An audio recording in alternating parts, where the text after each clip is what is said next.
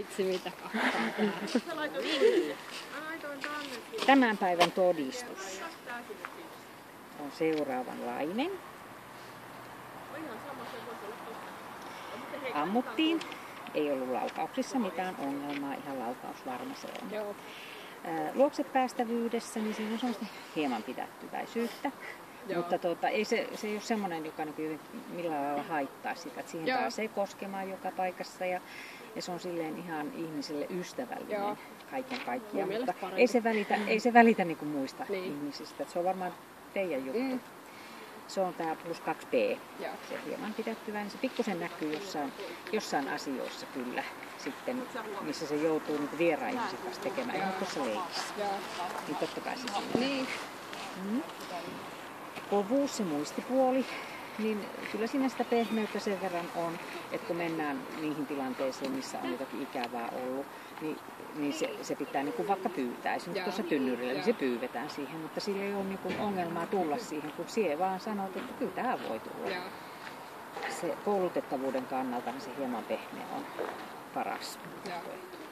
Temperamentti, se oikea-aikainen, oikeasuuntainen huomiokyky ja se, että miten se sopeutuu uusiin tilanteisiin, mitä tässä tulee, niin ihan tämmöisen puhtaan vilkkaan tavoin. Hyvät väistöt oli tuossa ja oikea-aikaiset, oikeasuuntaiset, eikä sillä ole mitään ylimääräistä sähelystä siinä yleensäkään tässä radalla. Silleen semmoisen reippaan koiran oloinen, se on toppus 3. Sitten hermot on ihan kunnossa kasassa. Kyllä se vähän sitä kuormaa kerää.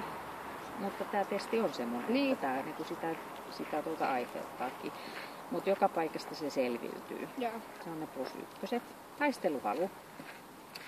No siinä se ehkä näkyy se, että se ei lähde niin vieraan kanssa leikkimään. Se, mitä nähtiin, sitä leukojen lihasten käyttöön nähtiin siunas siinä leikissä.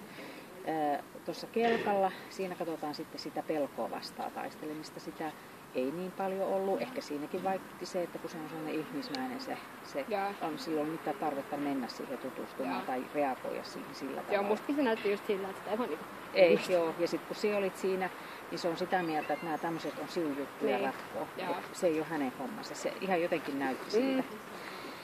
Niin pienen verran. Pimeessäkin sillä oli sitä semmoista niin kuin kykyä lähteä liikkeelle. Siinä tarvitaan myös sitä taistelua, niin pienen verran sitä nähtiin kuitenkin.